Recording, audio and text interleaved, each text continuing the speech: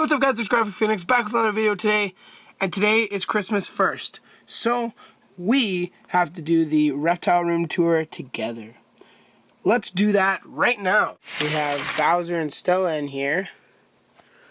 Sorry for my voice, I am coming off a cold, so I might have to take some sips of the coffee or whatever, but don't worry about it, I'm okay, and I'm here to make a video for everybody here. Back there we see Bowser hiding under his ledge. We already saw Stella right there, that's the female. This is their setup. I have a 10.0 bulb, a 10.0 bulb, and then a 100-watt basking bulb there. That's what they get for light. The cage is 4 feet long by 2 feet wide by 2 feet tall. Their kind of humid hide / lay box is, I believe, 10 inches deep, maybe 11 inches deep, and then their substrate's probably around 6 to 7 inches deep. This is the planted tank. We have a substantial amount more of plants. There's actually chia seeds that I failed to grow. I don't really know why they didn't grow, but whatever. There's silver philodendron back there. There's some there's a whole bunch of wandering Jew in here. There's just a whole bunch of different plants. I'll let you guys take in some of it. I'm not going to go too heavy into the plants because I'll do a plant room tour or a tour of the plants. I don't know if it's really a plant room tour, but that's kind of the plant setup. I hope to improve it and actually make it like waterproof and kind of make it like a greenhouse basically. That's the goal at least, so it can hold some pretty good humidity and grow some of those more highlight plants. From there, we can move on to Kai, the super translucent male veiled chameleon. He's in a little bit small of a cage for what he is. This is just an 18 by 18 by 36 cage. I will be upgrading. I know I've said this so many times, but school's been so busy and just so much stuff going on that it's hard to move everything in a room around. I do have another cage for Kai. I do have another cage for Sky, the blue-tongued skink down there, but I just haven't got it ready yet. I need to find some way to get heating in there, and it's not going to be all that easy, quite likely, so hopefully I can figure something out with that. But after that happens, when I move Sky into there, I will have a 2 foot by 4 foot cage for him. That's the goal. These cages are both 4 feet tall, but then that leaves me no room for lights. So that's why I can't do that right now. As I already showed you a glimpse of, that is Sky, the Meraki blue-tongued skink. He's a male. This is his 75-gallon tank. He'll actually be moving into like a, I don't know, probably like a modified 40. It's still this might be 5 feet long. I believe it's 4 feet long. 4 feet by 2 foot by like 1 foot. And they don't really need any height, so that'll be perfectly fine for him. He won't mind that. And then we have the OG himself, Rango. This is the father of Kai, actually.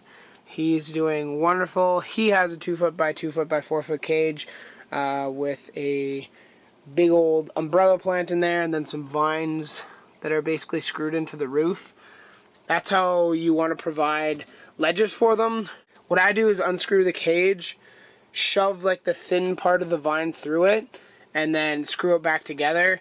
You can put duct tape over it to prevent any like crickets from getting out, but 5-week crickets aren't going to get through a hole that big anyway. I know a lot of people wonder about like chameleons and how hard they are to keep. Honestly, they're really quite easy if you have the proper setup and enough time.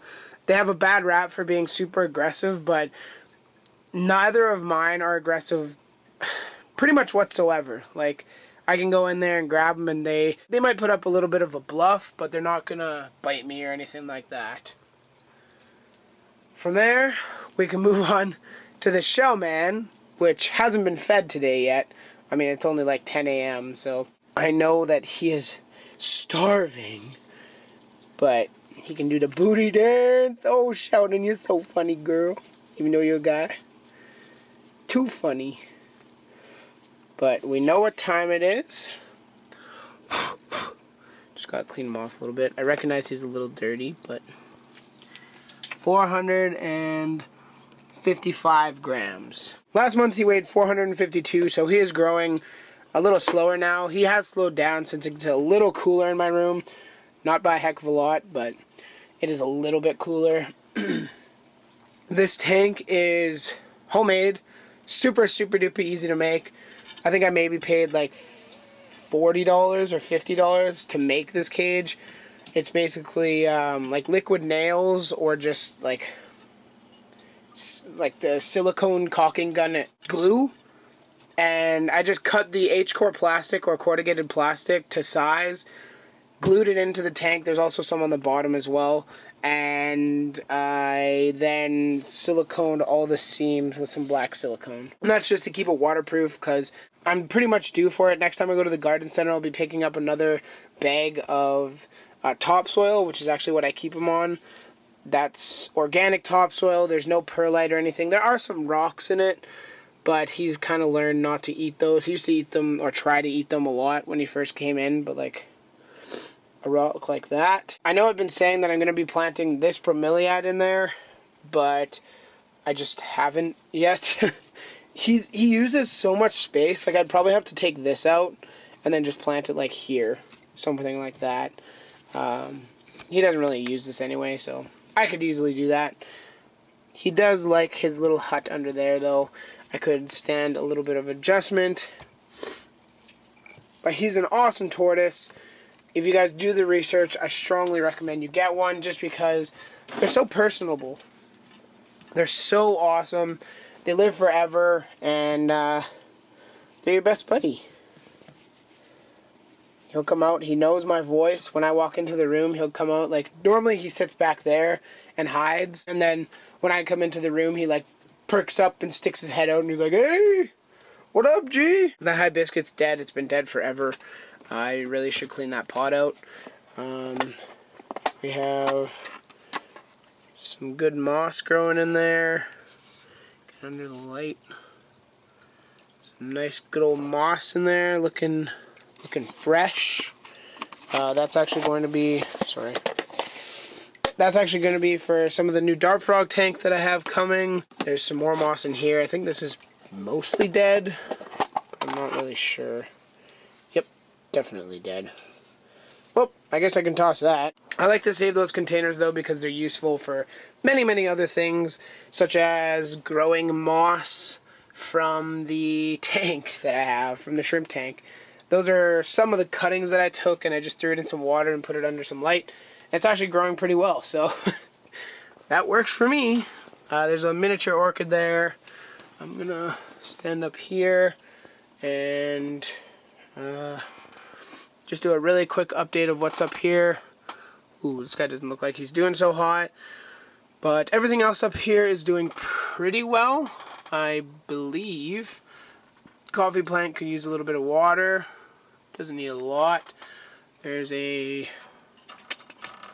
don't remember what that's called at the back there. Strawberry nerve plant, another hibiscus. There's a polka dot plant, umbrella cutting, 3 miniature orchids, and some sort of fern.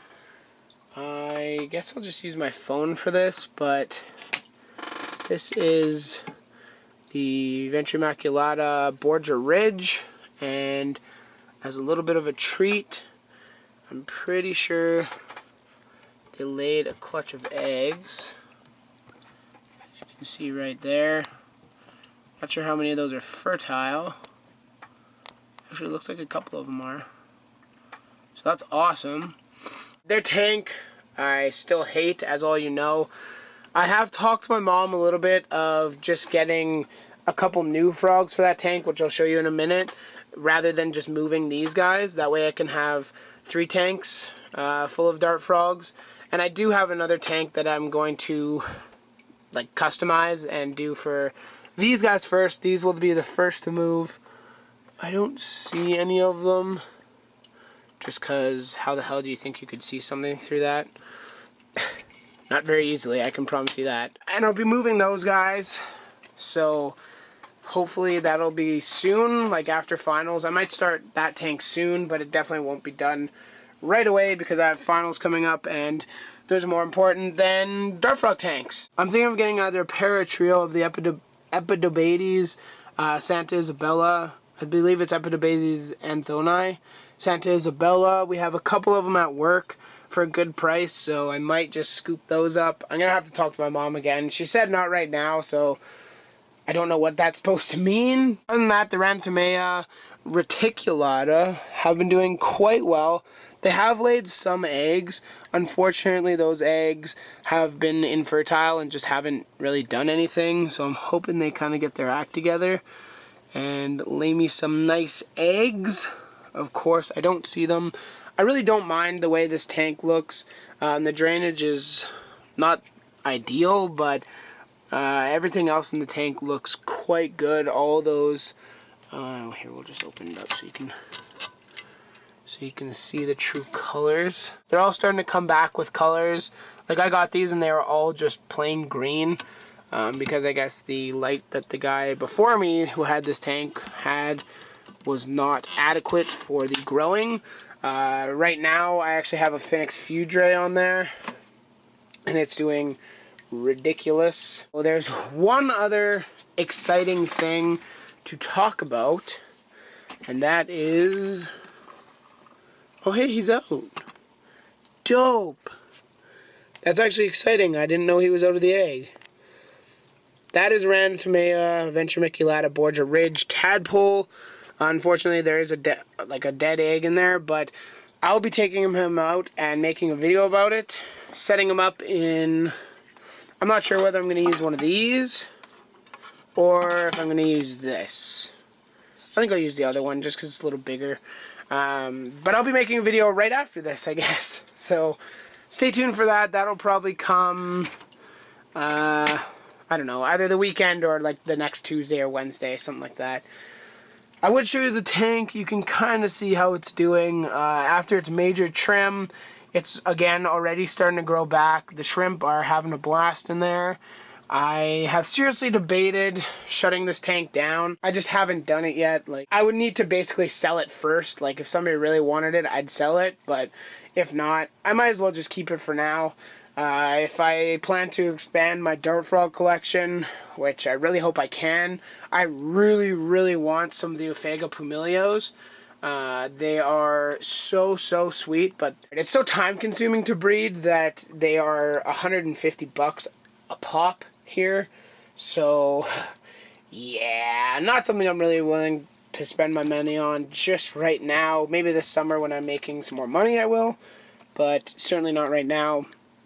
Anyways, off that topic, we can move to Tig, the crested gecko, and I now know not to bug her during these videos.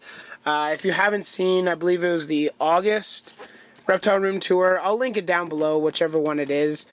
We're on the screen right now, if I remember. And as I had her out, she actually had a seizure. Now, good news, she hasn't had any seizures since then, so hopefully we're in the clear. I hope that was just kind of a one-time thing and not like she's, what is it? Is it an epileptic that has seizures like regularly? I really hope that's not the case, because if that was, that's not really a life to live, and I would really actually have to consider putting her down. And I know we don't put humans down, but honestly, like, that's not fair for her to suffer like that, and if it becomes a regular thing, then that's probably what would happen. As much as I don't want to freak you guys out or anything, I'm just being open and honest. The OG Striker is in here. I just have to clear off the top of his tank because they're filled with experiments for dart frog food, well, fruit flies, but I actually have my own mixture in here. It looks like it's doing pretty well. The Rapashi's doing quite well, of course, because it's Rapashi. These are the melangasters. I guess they're doing okay. And then these are more high day, the bigger fruit flies. So I got a whole bunch of those on the go. That's part of the reason why I want to have some more dart frogs, because I have all these cultures going and like ready to go, but they pretty well die off before I can feed them all anyways, just because the frogs that I have right now don't eat all that much. So yeah, but we'll get Striker out, because he's definitely the OG of the clan. That's Striker right there. He's a high yellow leopard gecko. For those of you that haven't seen his little happy or sad face, whatever you want to call it, I'll show you that. See? Down the back of his head there. So cute. But I'm not gonna put back down his hide just because I don't want to crush him or anything, so I'm just gonna leave it like that. But this is the tank. It's finally done. Like, I can put frogs in there now. The only thing that I'm gonna need to throw in there are some isopods, which are these jokers. Oh, hey, and the light came on, so we'll do that as well now. Are those little guys right there. I know it's really hard to see, but like that dude there. Those two brown spots are actually cucumber that I put in like 3 days ago. So they go through it quite quickly. This is the new dart frog tank. I think it looks baller. I really like the way it turned out. We got an air plant there with a couple pups coming off it. There's one on that side and one on that side. This is like a crypt of some sort. I don't remember what it's called. Maybe I can find it and put it on screen. There's 3 kinds of bromeliads in there. I realize those will probably outgrow this tank, so eventually I might end up pulling out one. But they're also great egg laying spots, so I'm hopefully going to be getting a like pill bottles or a like black film canisters for this tank. I will put one right there in the roots there. I'll put one facing up there, and then I might try and fit like a coconut husk hide somewhere down here just to see if they'll lay in that. I know the Venturi maculata and the more arboreal species tend to not do that, but it's worth an experiment, so I might try. Now, the waterfall is not currently turned on. I can turn it on. Honestly, I'm not sure if I'll even still have it set up. My buddy Lucas, if you haven't watched last week's video, I posted a video, room tour of his collection. It's all dart frogs, as well as an informative dart frog video. So I'll leave those down below as well. But he basically said, it's not if a waterfall breaks, it's when. And that's probably true. I definitely don't doubt it. I can see how that works. So I very well might just shut down the idea of a waterfall. I ended up putting a piece of carbon pad in that cork log, so nothing can fall through. I know people are scared that the dart frogs are going to fall through there, but they won't. This is just going to be a super quick update of this tank. It's starting to grow back. It's starting to do well. The shrimp are loving it, and yeah. So I think I'm going to end it here. I'm not going to feed them right now. I hope you guys enjoyed this long reptile room tour. I think you guys deserved a nice long video. Anyways, guys, it's been a blast. I hope you enjoy Christmas. I was contemplating doing like a vlogmas or like a video every day until Christmas, but it's finals and I doubt that'll happen, so don't hold your breath. I'll post a little more often though. That's the goal. Anyways, guys, I hope you guys enjoyed this video. If you did, drop a like down below. If you made it this far to the very end of the video, leave the word fungus in the comment section down below. That way I know you made it this far. If you have any questions, comments, concerns, any questions about plants, dart frogs, reptiles, shrimp, I will answer them. I hope you guys enjoyed this video. If you did and you want to see more reptile, plant, shrimp, or dart frog videos in the future, subscribe to my channel. Graphic Phoenix, out of here, guys. Merry Christmas.